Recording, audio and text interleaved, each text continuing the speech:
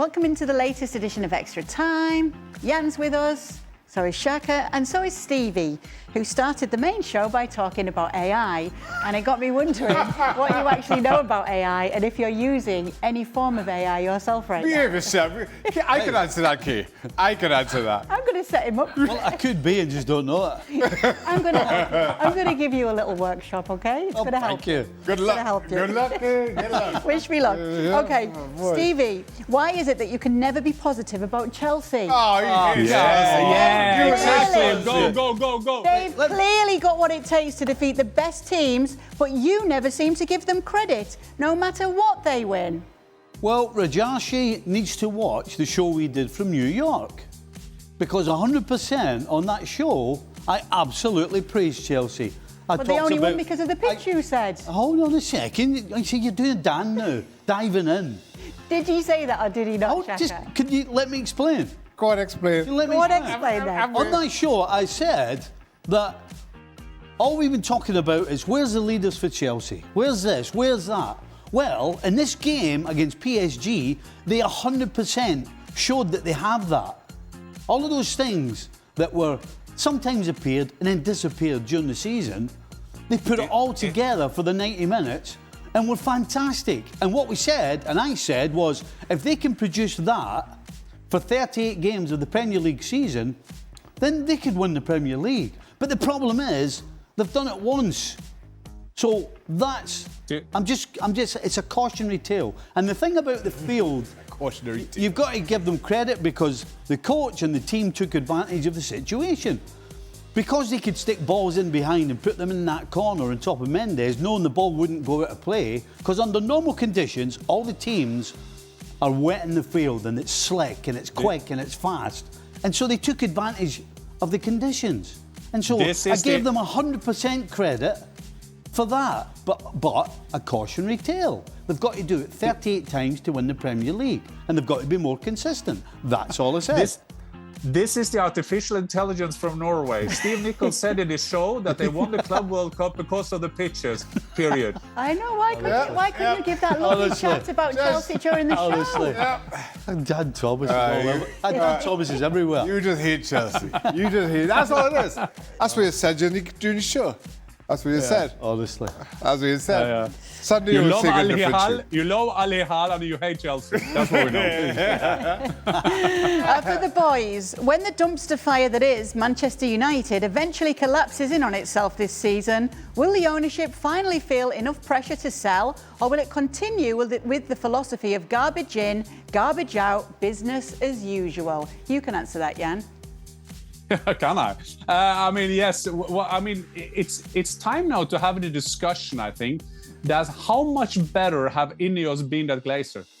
I think that you can make a good case of that. I think it's going to be an interesting discussion. What you also see now is the problem when you have a bad recruitment politics to take people in, it's not possible to get them out. There's no chance to sell any players. We talked about in the show, maybe Newcastle got to sell Isak because of the financial fair play rules to kind of do the things they have to do there.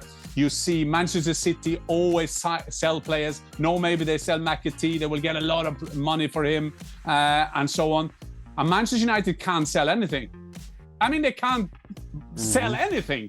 And that is the big problem. You see the same as Bayern Munich.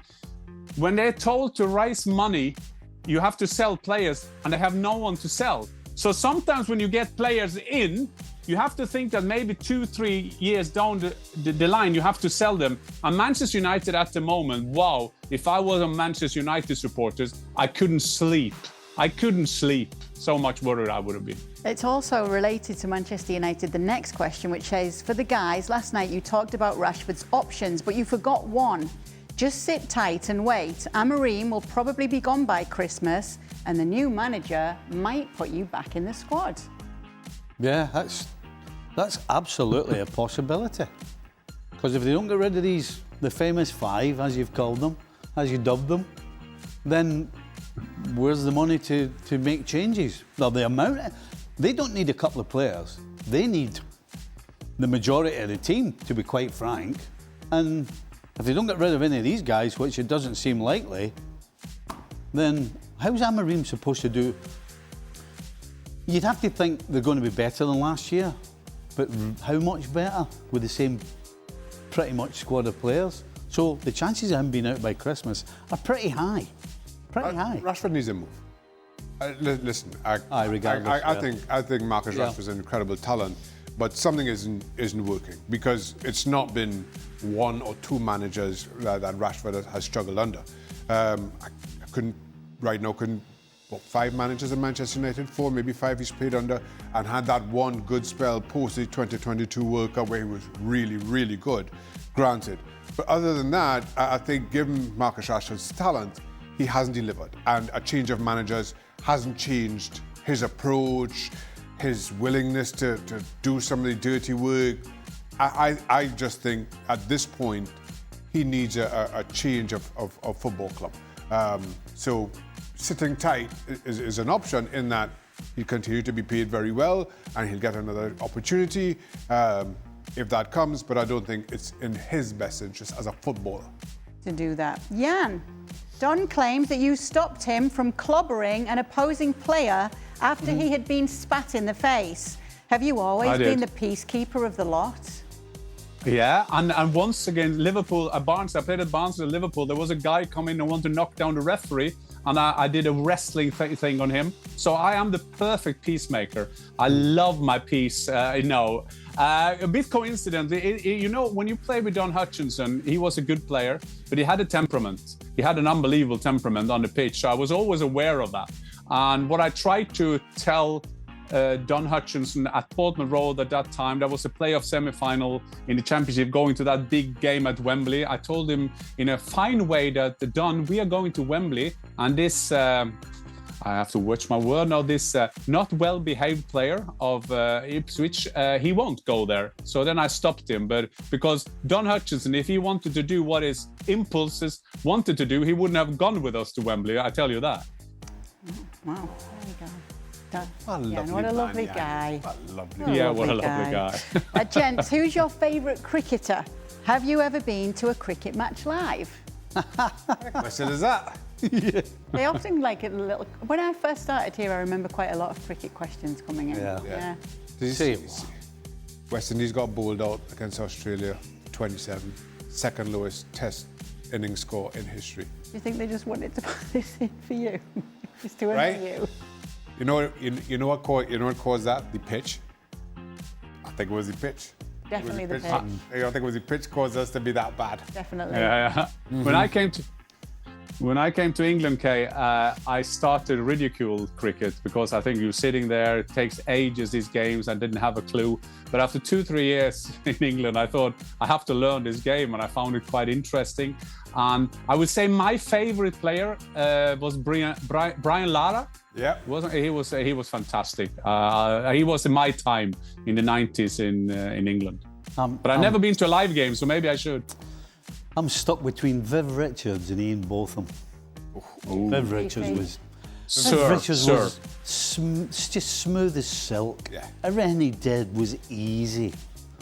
And Botham just inspired you every time, whether he was batting or whether he was bowling, you just wanted to be able to do what he was doing. And actually, I went to Trent Bridge and I took my son with me. I think Michael was about 9 at the time. And around 1 o'clock, there is absolute bedlam. People singing, and there's noise, and there's chant. I mean, there's just bedlam. And then about 4:30, when they come around tea time, it's really quiet.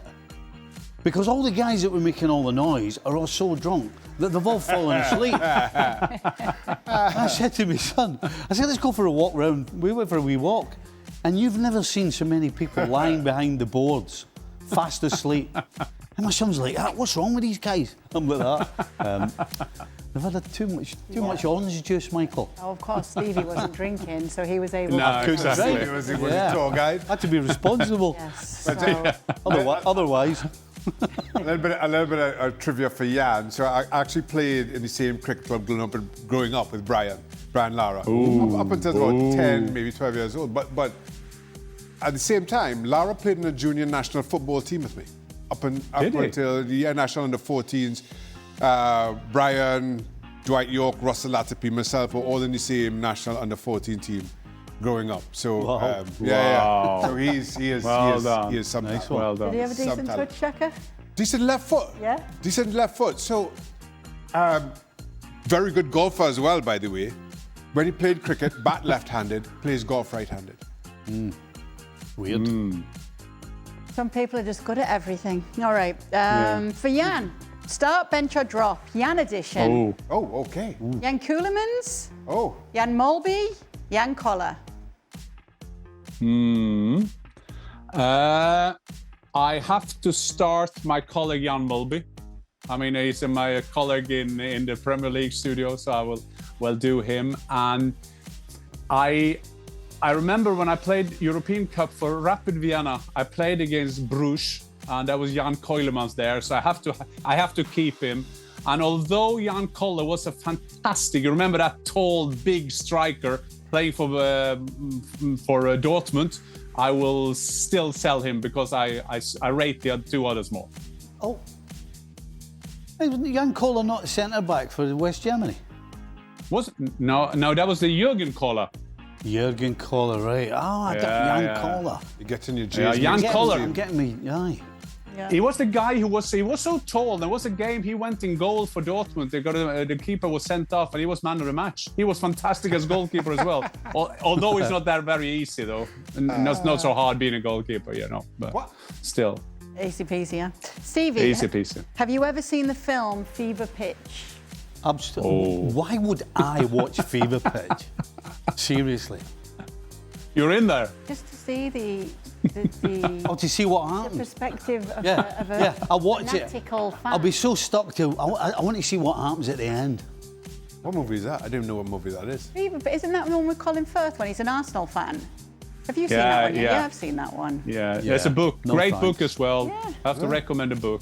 No But thanks. it's about Arsenal beating Liverpool in the last minute. Of course, that's why Stevie, for the younger viewers, why he didn't really watch That's it. why Stevie don't. No, No he knows the kidding. end. Didn't want to watch it, did he? The whole. And Is there anything Stevie wouldn't have with mince? We already know one. Corn, yeah. I forgot about corn. I was about to say I've never no. seen somebody so disgusted as he mentioned of corn in his midst. Wait, Yeah. corn in shepherd's pie. It just wastes it. You can't eat it. I beg to differ. You can't eat it. Well, I can't eat it. I couldn't eat it. No, corn with mince, no chance. Oh, that's a man who's focused No. on his mince right there. High maintenance. Don't try to very sneak high in- maintenance, Don't try to mate. sneak in some corn in Yeah. his mince. Kay and Stevie, I was recently at a pub and saw that they offered Scotch Egg on the menu. Is Scotch Egg an English or a Scottish dish? I don't know. I don't know. Why is it called a Scotch egg? For those who By the don't way- know, it's by an the way- egg by the way, with just- like sausage meat around it and then breadcrumbs around that. Let me just clear something up for anybody. The mere fact that it's called Scotch, right, tells you it's not Scottish. Because we're not Scotch, we're Scottish. So when anybody says, "Oh, are you Scotch?" You're like, "No, I'm not.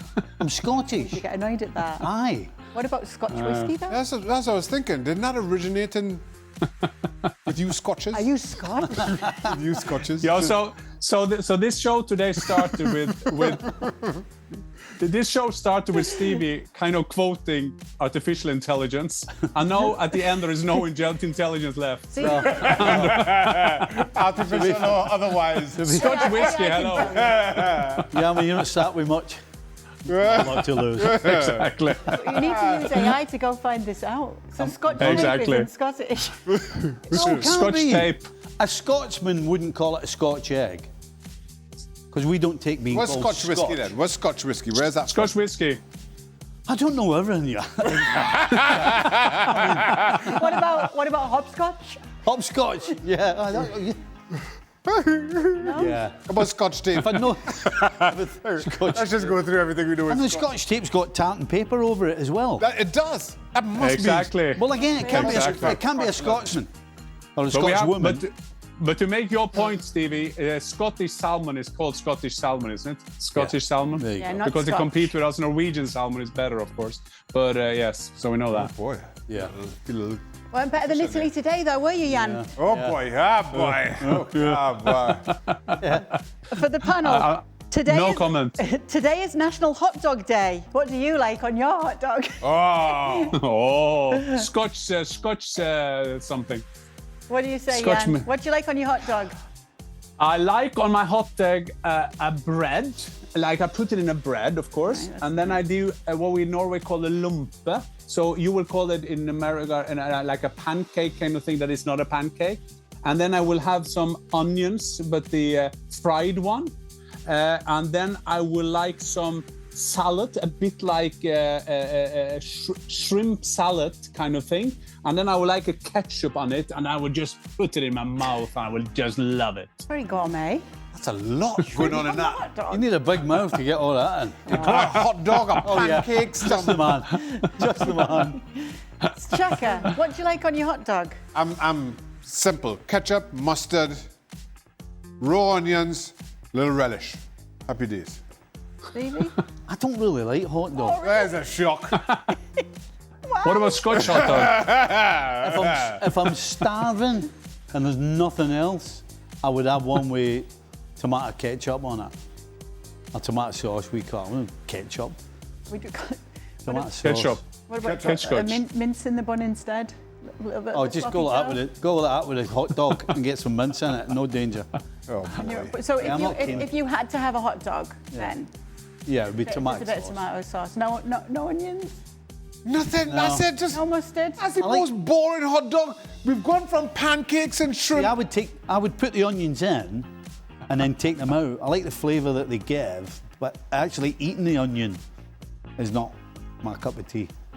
So I like the flavour it gives to whatever it's in, like a burger. Right. I'll have onions over the burger, but then when I go to eat it, I'll take the onions off. So you and just- the flavour of the onion is still Just on. get some onions and rub it up and down your hot There you dog. go. So Stevie, God. you started off not being an expert on the hot dogs, and you have a speech about the hot dog. Yeah, as I said, high maintenance. We've got some bonus content, I'm told, for the end of today's extra time. What could it be? What? Take a look. Who's done what? The thing that annoyed me is the fact that they laid turf on or grass fields on top of turf.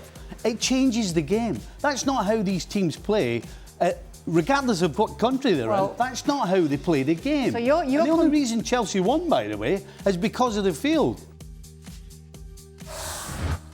The only reason that Chelsea Artificial won I tell you was what, because of the field. honestly. I bet Artificial Dan intelligence. Thomas phoned in and said, "Get that, play that again." Doesn't matter who did it. You need to tell us why you said that. Because it's true. Oh, see? But- You hate Chelsea. I'll that's say it true. again. Credit to Chelsea for taking advantage of the situation. That's what you've got to do. You just hate Chelsea. Sorry for giving them some credit. You didn't give him anything. You gave him credit, you took it back. That's credit. It's like It's onions credit. on your hot dog. I give them credit. So- Give them credit. for give them taking a little- advantage of the They get a little situation. flavour. They get a little flavour on the hot dog, and then you take it off. You gave them So credit Todd and took it Bowley- back. Todd Bowley will probably bring that pitch over to Stamford Bridge, then they will never lose a game at home then. I Maybe mean, what that's is how that they, about? Maybe that's how they win the Chelsea Premier Football League. Club, the best club in the world. It's nothing to do with the pitch. They need to lay a turf field and then cover it with a grass field.